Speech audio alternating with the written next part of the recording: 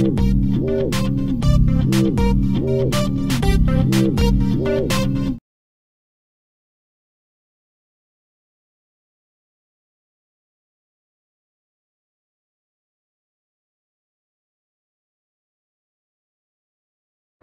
has started on at this point is leading us in that direction. I'm proud of the decisions that we've made as a board, and I want to continue to serve on the board to see this continue even further. We have the wheels in motion, and I'd like to continue to see that happen. Thank you. Thanks for using the big voice. Hopefully we'll be fine. Good evening, my name is Mark Young, and I've been on the school board now for 15 years, actually going on 16.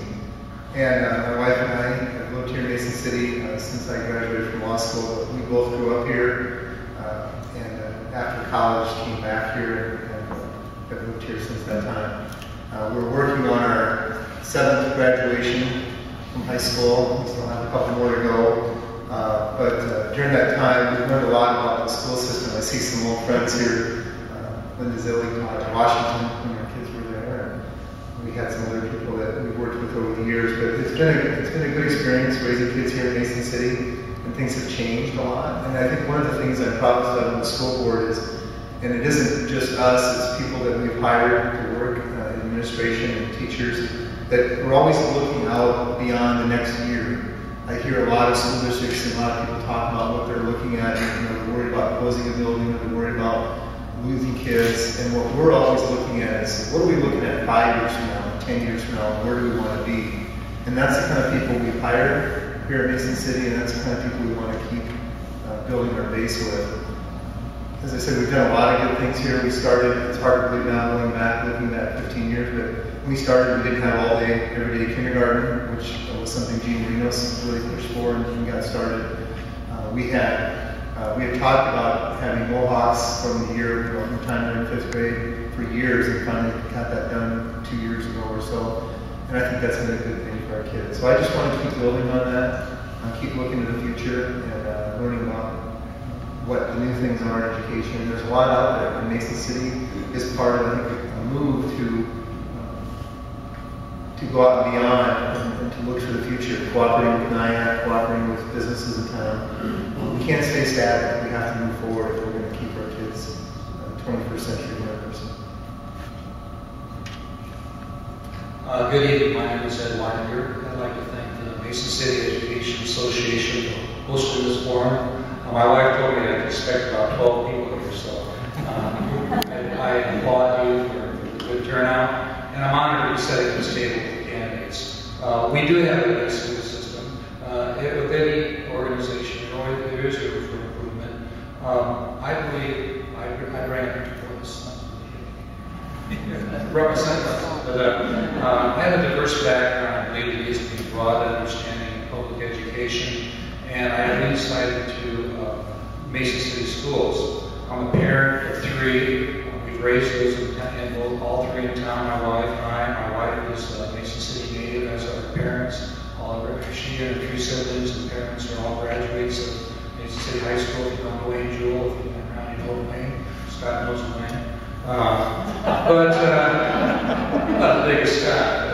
In any case, as a parent of a child, my youngest son is a junior in high school, and I see both the good and the shortcomings in the program. I do understand the need to provide a quality education for all kids so they can be successful. And as a husband, I'm a husband of a teacher, actually. I feel like I'm going to get a band together. My name is Scott Warren. I'm originally from Minnesota. Not too many people tell that against me. I came to Mason City in the fall of 1972 as a school teacher. Intended to stay 3 or 4 years and move back, but got married, had kids, raised a family, and so I ended up teaching in the district 38 years. Like everybody else, it's how do you sit there and say, well, I'm opposed to education. Education, you don't do that. You want to provide the best that you possibly can for kids. I spent 38 years in a classroom with kids. So I obviously feel very, very strongly. I do have some insight in terms of the impact, the decisions that are made outside a classroom, oftentimes have in a classroom, and going beyond that classroom. I think that I can bring to a board. I don't want to sound, I don't know how to put this, but not every kid's going to go to college. 50% of those that start won't have graduated in 6 years. Okay? We've got to do something to provide that those individuals that choose not to or have a difficult time become lifelong learners, so they are adaptable in today's society and can move on. That would be, I think, a focus or an area that I would take a look at. Our children are all precious to us, and we all want the best that we can possibly give them. Okay, but we also have to, at the same time, be realistic. And so as a consequence, I think there has to be a change in focus in terms of some skills, building these kinds of skills. What kinds of things can we do to make that person productive in our society and move in and be productive in our society? So we're talking about sharing the bounty, if you will. Thank you. Well, my name is David Ford, and my wife is Jennifer Hughes. We're both lifelong residents of Mason City, Iowa. I've been through the whole school system, graduated high school and went to 9, graduated there. More at the point, if I'm elected to the school board, my goal would include open, honest, and discussion about hold out the cost. With all the costs rising for everybody's family, actually whole community, nothing justify the board to keep on raising our costs. With the school enrollment decreasing every year, there's less money from the state of Iowa, which means to put more pressure on the school board. I believe there needs to be a long-term budget plan to account for this loss of money every year. And just common sense thinking, I think there's other forces that can be helping the school system to raise money. That's all I have to say. Today, Governor Branstad released the blueprint for reform of the state's public schools.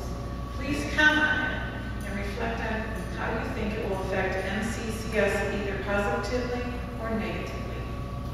And if you want me to repeat the question, I sure can. Can you have people hold the mic right up to the mouth? Otherwise we can't hear you. Yeah. Hold the mic up close to the mouth. There. I believe it will help us since we're a big school. It's going to hurt the small schools. They're all important. I think it's going to be one county per school.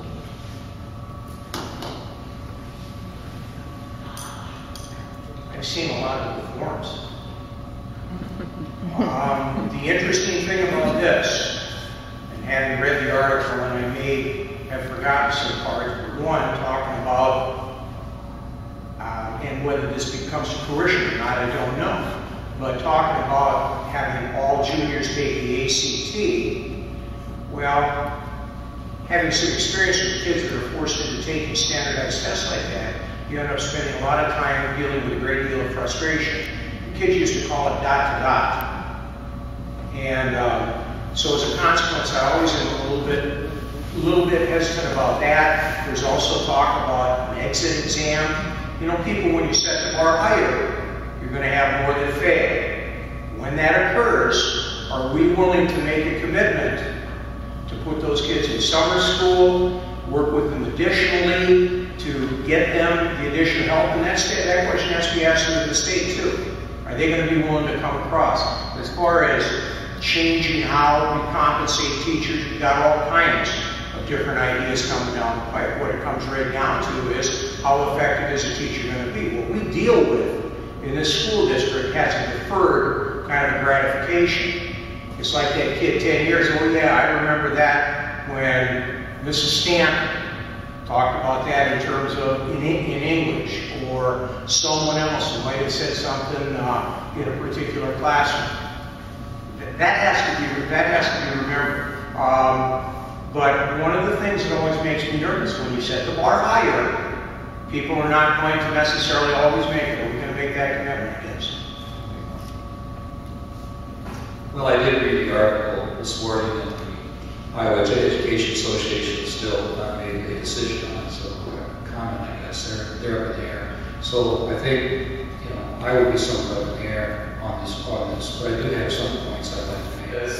I feel the Mesa City Community School District has been on the leading edge of our curriculum.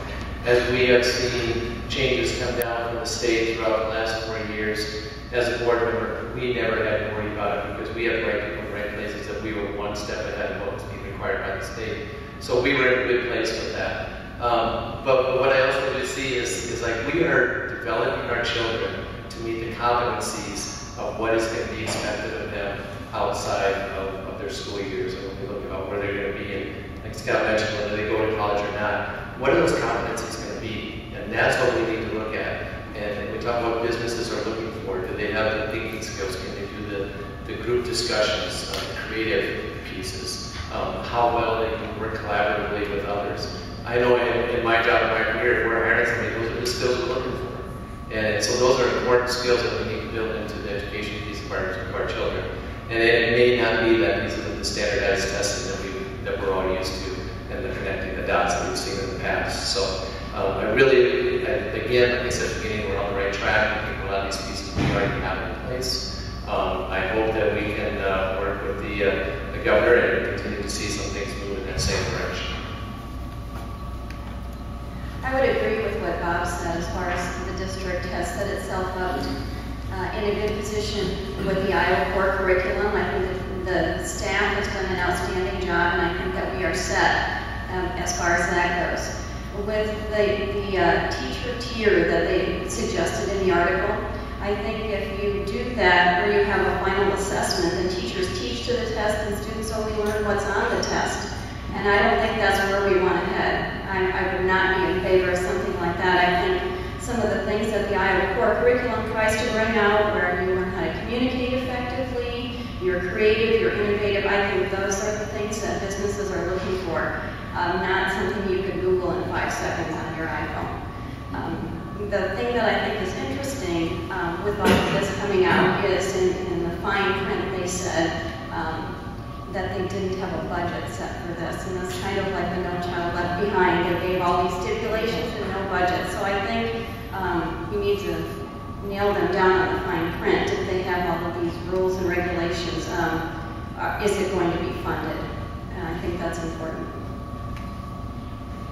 Thank you, Paula. It's always hard to be the last one to answer a question, but I would like to reiterate what Paula and Bob and Mark said too, because I think the governor's plan is excellent. I mean, he wants to raise Iowa's standards to where it once was, be #1 in the nation, and I applaud that, and I want to see that for Mesa City as well. We've already started on Iowa curriculum with the teaching staff, which is great because Mesa City has always been ahead of the curve. So it's exciting to me that that's also a priority of the governor's. The second thing that we talked about was the tier system as far as teacher compensation.